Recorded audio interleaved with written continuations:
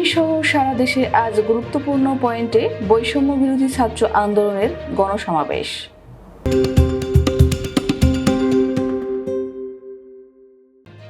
এক দফা দাবিতে আজ রোববার সারা দেশে অসহযোগ আন্দোলনের ডাক দিয়েছে বৈষম্য বিরোধী ছাত্র আন্দোলন।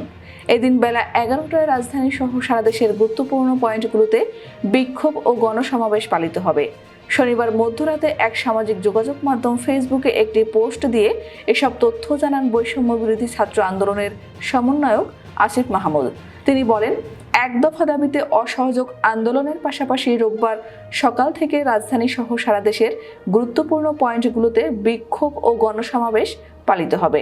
সকাল থেকেই ঢাকার প্রবেশ পথগুলোতে ছাত্র জনতাকে অবস্থান নেওয়ার আহ্বান জানাচ্ছে। আসিফ বলেন, কেন্দ্রীয়ভাবে শাহবাগের সকালেই বিক্ষোভ ও গণসমাবেশ অনুষ্ঠিত হবে। সর্বোচ্চ উপস্থিতি নিশ্চিতে সকলের অংশগ্রহণের আহ্বান করছে।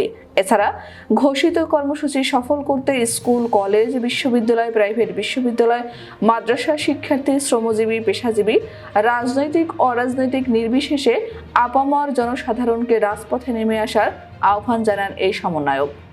তিনি বলেন, আমরা শান্তিপূর্ণভাবে বিক্ষোভ ও গণসমাবেশ পালন করব, তবে আঘাত এলে তা প্রতিহত করার সব প্রস্তুতি নিয়ে রাখার আহ্বান রইল।